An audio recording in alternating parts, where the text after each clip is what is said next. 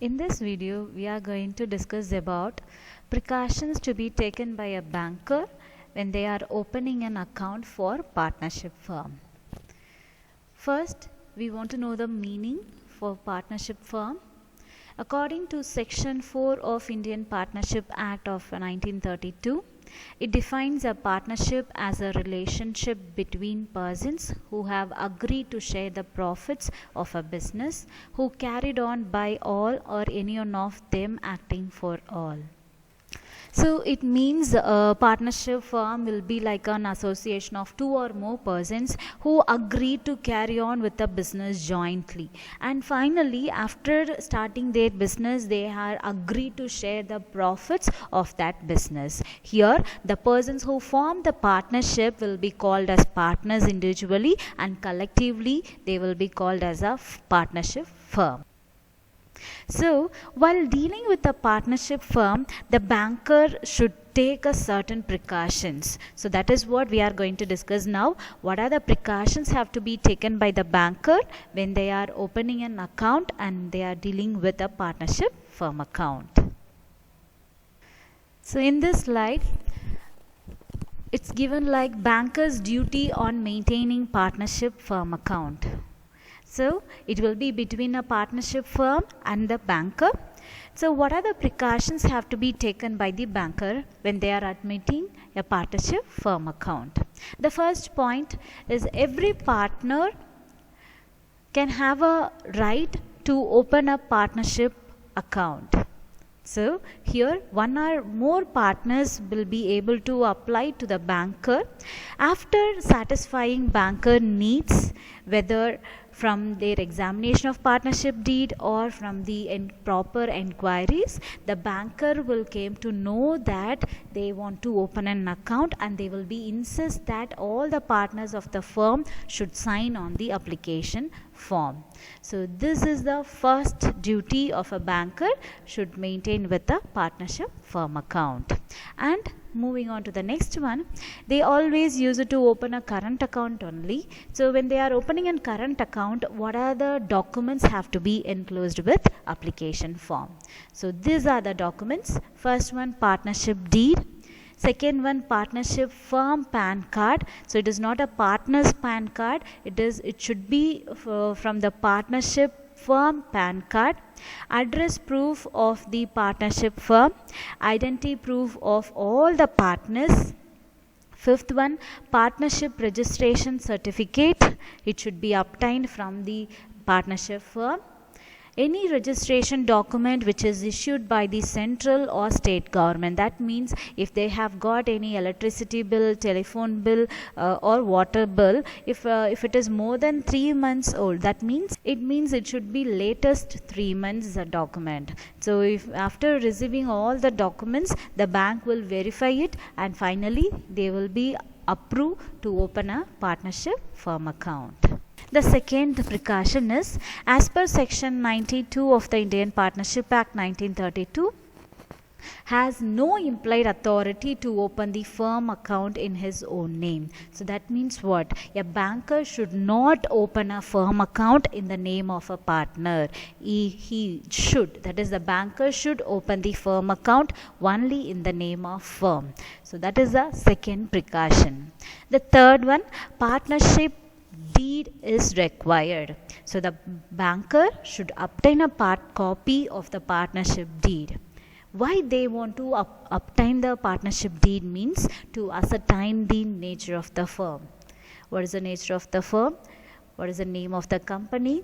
And name and details of the partners. And also from the partnership deed they can get to know the capital structure of the firm, what are the liabilities and what are the rights which was given towards the partner, and also who is going to operate the partnership firm account. So regarding that, the special provisions also will be enclosed with the partnership deed account. So these are the things the banker can ascertain from the partnership deed. The fourth point, suppose if there is no partnership deed, then it is advisable for a banker to obtain a letter from the partnership concerned people. So the same thing will be mentioned, it will be stated in that partnership letter. Who are the parties involved in the partnership firm, what is the name of the company, what is the nature of the business, and everything, rights and liabilities of a partners, everything will be mentioned in the partnership letter. So it will be signed by all the partners and it will be handed over to the banker. So this will be provided when there is no partnership deed. The fifth one. It is true that every partner who takes part in the management of the firm has an implied authority to draw and endorse checks. Yes. So every partner is having a right to draw and endorse the check, but the banker's duty is they want to obtain who is an authorized person to operate the firm's account. So generally 1 or 2 partners will be appointed to operate the firm's account. It will be better for the banker to obtain an authorization letter which was signed by all the partners. Then we can easily say that the banker will honor the checks which was signed by the specified partner only. Okay, so that will be the next duty or precaution taken by the banker. Sixth one. It is advisable for the banker to get clear instructions about the powers given to the partners who are authorized to operate the firm account. So really, when they are giving an authorization to a particular firm, in this situation the banker have to obtain a clear instructions. What are the powers given, whether they can endorse a check, whether they can draw a check, whether he will be a person to borrow the money from the banking or not. So regarding everything, what are the powers which was given, that will be detailed in a authorization letter and it has to be collected by the banker. That is advisable for a banker to get the clear instructions. Seventh one. The banker should obtain the specimen signature of the authorized partner. So as I told you, if any specific authorized partner is appointed to operate the firm account, in that situation the bank have to obtain the specimen signature alone. That person's signature is sufficient. In case if there is no specific partners is appointed, that is if in case of no authorized partner is appointed, in that situation the banker should obtain all the partners signature. So all the partners specimen signature will be required and it will be obtained by the banker. Eighth one. So after appointing an authorized person, the banker will be honoring only those checks drawn in the name of firm, and also it should be signed only by the specified partner. When if there is no specific partner, means any partner can make draw a check, and the banker also should honor the checks which was signed by any person, that means any partner. Okay, the banker's duty should honor the checks when they are appointed authorized person, only their signature will be accepted. If there is no specific partner, means any partner can sign it. Ninth one. The banker should bear in the mind that the authority given to the authorized partner to issue a check can be cancelled by any of the partners. So now you just imagine one partner have issued a check, that means the authorized partner draw a check and it was given for collection. But now the other partner thought that he is doing some fraudulent activities, so he decided to give a countermandling instructions to the banker. So once the banker have received a countermandling instructions, the banker should not honor the checks. So once he received the receipt of notification to make a countermandling instructions, they should not honor the checks. Any time the other partners can cancel the authority which was given to the authorized partner. The 10th one. The banker should see that the funds of the firm do not go to the personal account of any partner. Yes, that is a main precaution have to be taken by the banker. If a firm account, if a partnership firm account is receiving any kind of check, it should not be go credited in personal account of any partner. It should be credited only into the partnership firm account. So regarding this, the banker have to be very careful. 11th one, before granting any advances to firm, the banker should satisfy himself as the creditworthiness of what? Okay, so now bank is decided to provide advance facilities towards the partnership firm. But before providing it, the banker have to examine certain things. The first one is creditworthiness of the firm. How to identify the creditworthiness means by examining its financial statements. So that is why I have given it a blank. You have to fill up. So creditworthiness of the firm by examining its financial statements. Financial statements means by balance sheet or profit and loss account. So the banker will collect the company's financial statement for latest 3 years. By examining it, they can easily identify the creditworthiness of the firm. So once creditworthiness have done examined by the banker have to obtain the consult of all the partners of the firm before granting. So what the banker have to do? Before granting the loans, they have to get a consult of all the partners. Once they have accepted their consult, then they will be providing it. And also before providing the loans, the banker have to obtain the another form, that is undertaking form from all the partners. So regarding what? To repay the advances jointly or severally. Okay, so how the partnership concern is going to repay their advance amount. So regarding that also, they have to take a undertaking form from all the partners. It has to be duly signed by all the partners. So once these formalities are completed, the banker will grant the advances towards the partnership firm account.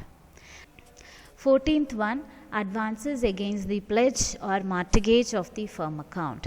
So now when the company is going to provide or pledge or mortgage their firm's property, the banker has to insist that all the partners' signature is required in the loan document, or else the banker will not provide the advance facilities. Okay, so that is what the banker have to insist, that all the partners should make a signature in the loan document when they are providing the pledge or mortgage of the firm's property.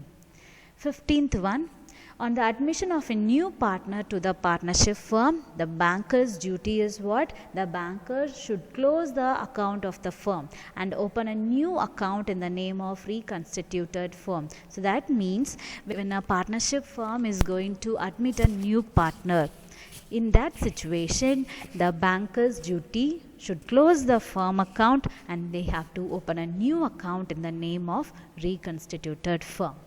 Suppose if the company account, if the partnership firm account is showing debit balances, in that situation the banker have to proceed with the mode of operations.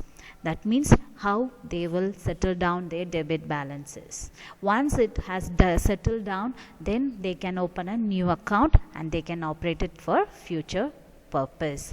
But if the partnership company showing credit balances, means the banker can continue with the old account itself. There is no need of opening a new account. The partnership concern can continue their old account itself, even though if they are appointing a new partner to the partnership firm account. 6th one, on the notice of retirement of a partner. So now one person is going to retire from the partnership firm account. Now what is the duty of a banker? The banker should not honor the checks which was drawn by the retired partner unless they are confirmed by the remaining partners. If we get a confirmation, then he can make a payment. Until that, the banker should not honor the checks which was drawn by the retired partner. And also same thing, if the firm account is showing debit balances, means they have to settle down all the debit balances and they have to open a new account. In case if a firm account is showing credit balances, there is no need of to close the old account. They can continue with the same account itself. 17th point. After the receipt of the notice of death of a partner, the banker should not honor the checks drawn by the deceased partner. Yes, if any one of the partner is passed away, the banker should stop the operations. That means he should not honor the checks which was drawn by the deceased partner. The same thing will be followed here. Debit balances means previous account will be closed, new account will be opened. If it is showing credit balances, they need not to close the old account. They can continue with the same account itself. The 18th point, insolvency or lunacy of the partner. Once the banker have received the notification regarding the insolvent or lunacy of a partner, again, the banker should not honor the checks which was drawn by the insolvent person or lunacy person. If it is showing credit debit balances, they have to close the previous account and they have to open a new account. And if it is showing credit balances, means they can continue with the same account itself by removing those partners. So these are the precautions have to be taken by the banker when they are opening an account for partnership firm account. Thank you.